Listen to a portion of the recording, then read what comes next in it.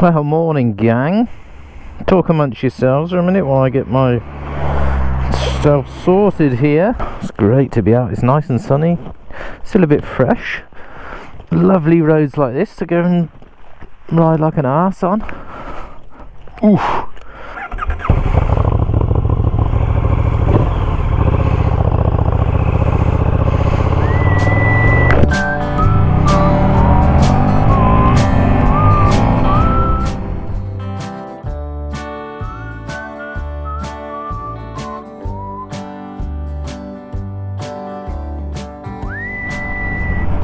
Did I shut my tail bag? Let's pull over and have a wee look. Heads firmly at my bottom.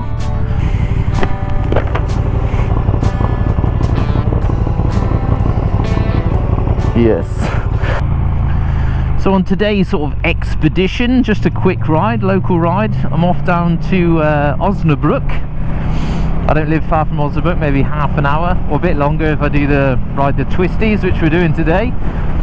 It's a nice biker cafe down there. Stop, have a bit of cake and a coffee perhaps. No Sat-nav, I am not turning right up there. So one thing, I love this Sat-nav. This is the Garmin 590.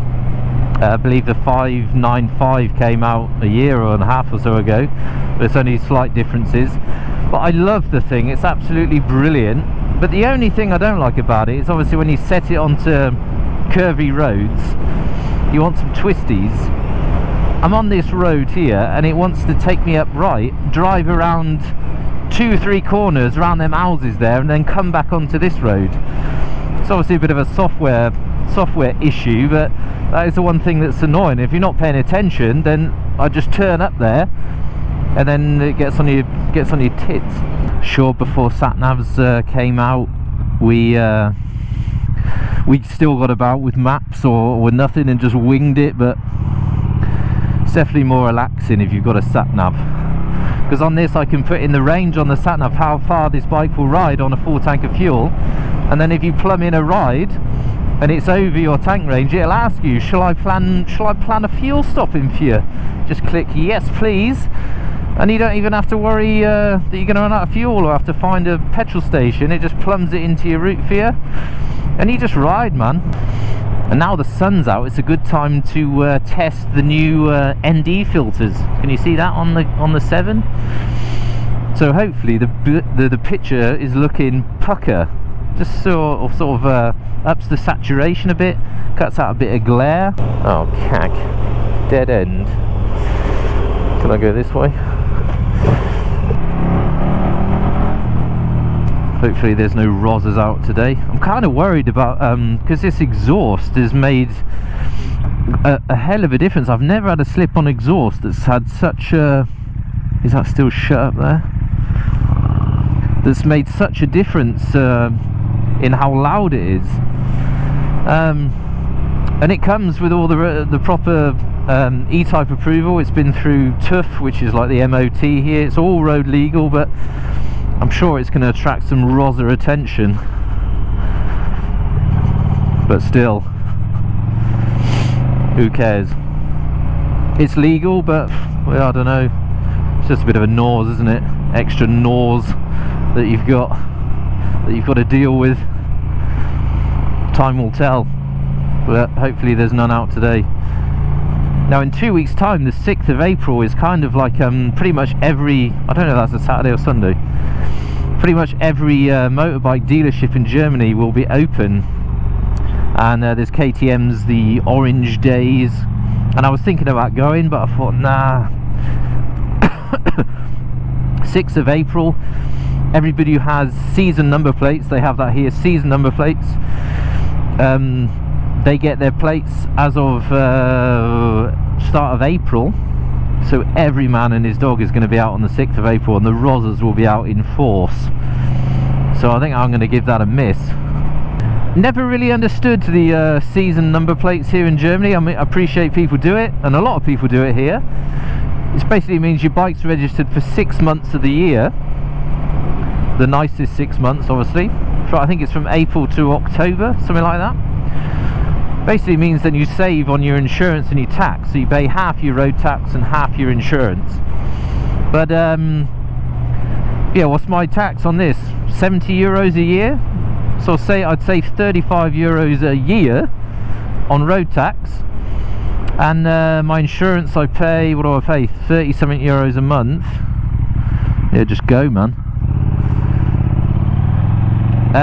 So that'd go down to 15 a month. So you don't really save a lot of money.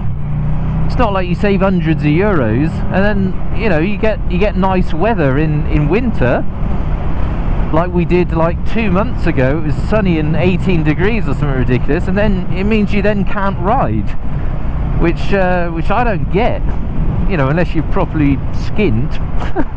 But you don't save enough money for it to be worth not being able to ride if the sun's out in winter. I mean, bike insurance is bloody expensive here in Germany anyway, and I'm only insured third-party fire and theft, because it's just not payable. Fully comp, I know a load of guys, friends in UK, fully comp on their whatever bike they've got, high-powered bikes, 130 quid a year. What the hell? I mean, I probably pay that in third-party fire and theft. And a lot of companies here in Germany don't even offer fully comp on bikes. They just won't do it. And the ones that do is only a handful. It's like 2 grand a year or something. It's ridiculous. And I've been driving my license God knows how many years, since I was 17, 20 years. I've got no claims, bonuses, points coming out my ear holes. I've never had an accident. Yeah, we'll have 2 grand off you. Cheers. Sod that. Yeah, so it's bad in Germany. You kind of have to risk your bike. I mean, I've only part financed this. I paid quite a bit of it when I bought it.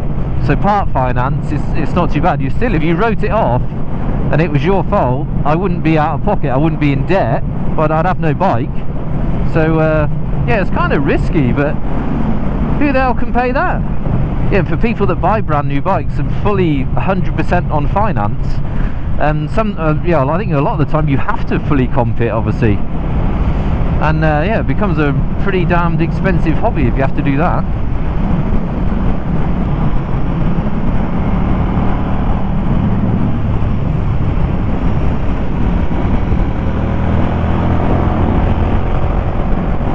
Really nice place to ride. It's down towards Osnabrück if anyone's ever been in the area. I live east of Osnabrück, half an hour, but the ride for me, the back roads to Osnabrück, it's like this. Proper nice.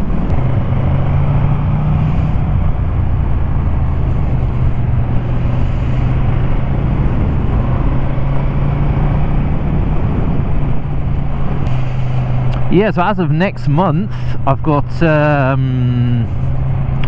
many have I got next month? Two day trips out.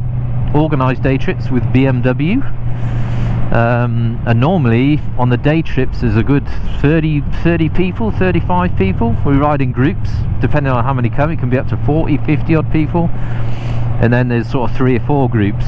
In each group there's sort of normally from about 8 to 10, because any more than that and it becomes a nightmare for the tour guides to control. But I've ridden with them for a few years now, since I bought my S1000XR, and they can all ride. They're all good blokes. It's always pretty quick, but there's no idiots in the group. You know, you can ride fast, and everybody sort of knows what they're doing, you know. It's a lot of fun. I never used to like riding in groups at all for that reason, because, you know, you don't know people, or people ride like total twats, and then it becomes, you know, you're always looking in the mirror to see if somebody's going to go up your arse, or nightmare, or people want to overtake, and disaster. But with them it's just sort of harmonious. Is that a word?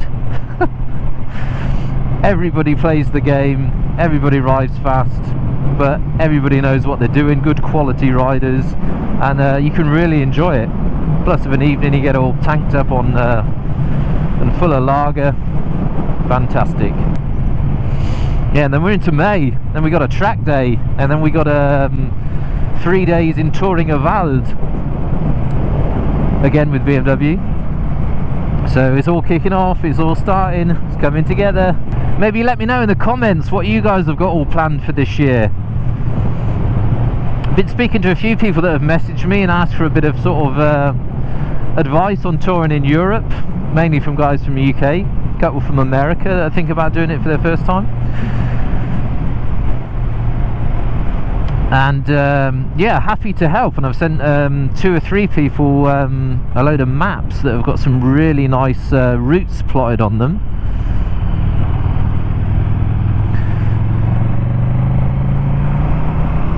And I've got loads of them, so every year when I go to the bike show in Dortmund, I always rinse the blooming map stand. There's loads of stands there where you can take their maps, and all the routes are pre-planned on them. They're already plotted on there.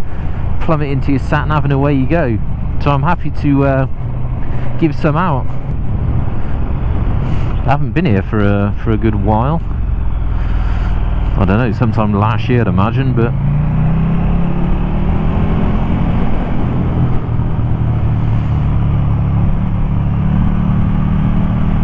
whoa, bird.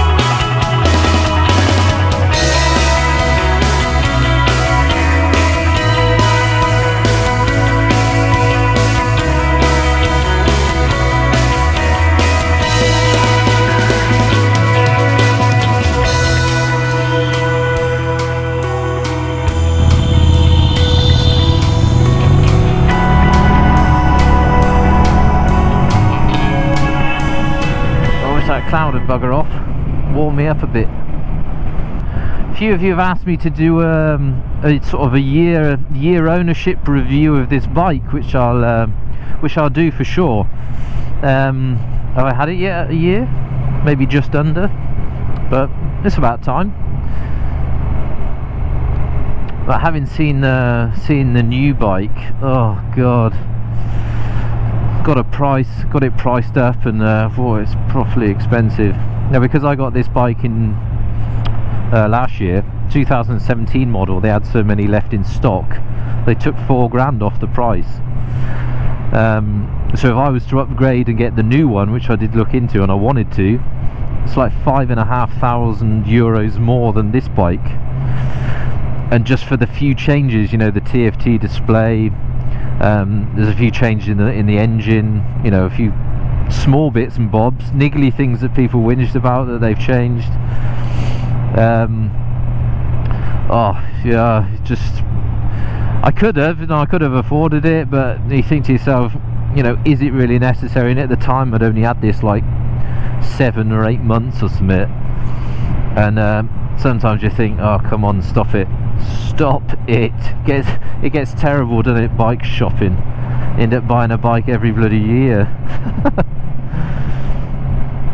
So I shall probably look again towards the end of this season, see if there's any deals on them, or then again next year, but I shan't be selling this bike just yet. Lovely little place. There's a nice cafe there on the pond, but we're not going to that one. We're going to one up in the woods.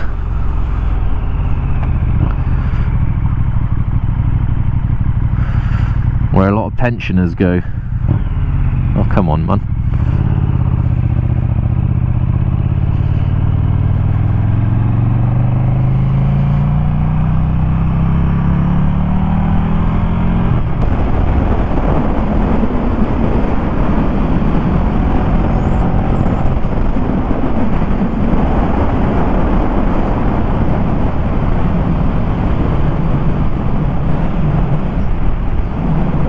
Was that with a bike on it?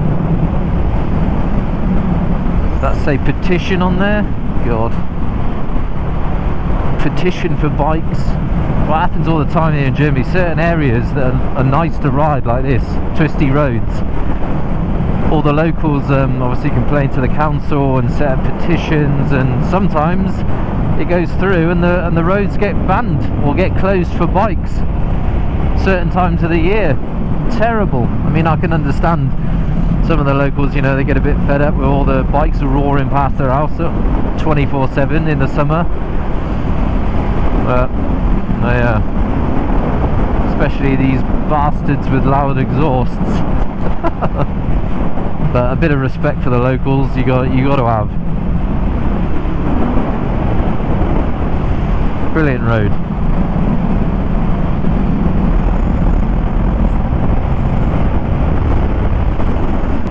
Just be careful here. If the Rozzers are about, they always tend to hang out sort of a few kilometres just before some sort of biker cafe or biker meet on a stretch of road like that, where everybody gives it a bit of beans.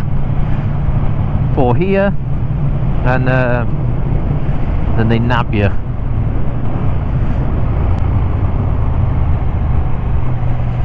In fact, on that corner there is where I stood when I first did the bike reveal of this bike. There you go, that was a while ago. Was that the last time I was here? So maybe nearly a year ago?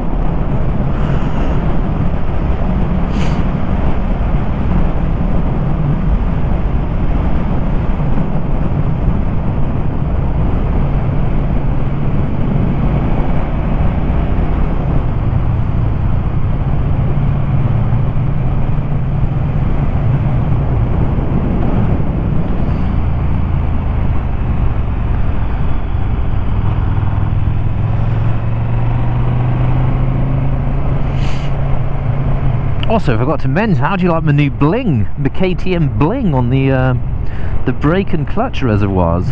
Fantastic. Now this road does go on down that way, you can see it there, look, proper good bends on there. We're going left here, but save that for another day, because I need a coffee, freeze me conkers off.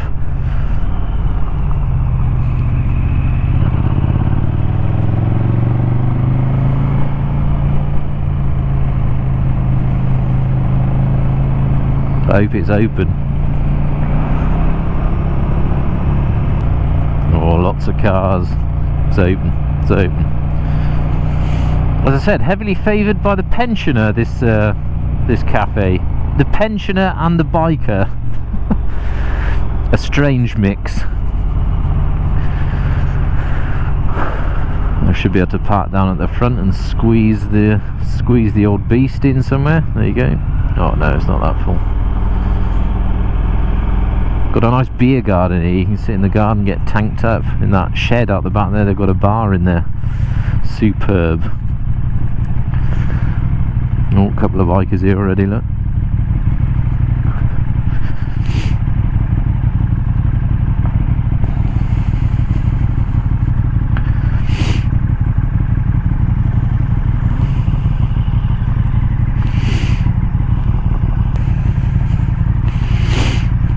Jam it in here.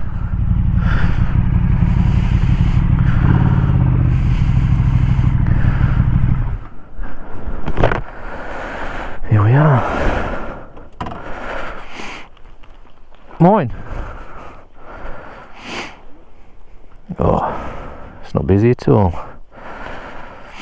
Right, I'm going to go and get a coffee. Hopefully you've enjoyed the ride, and I'll see you next time. Ta-ra.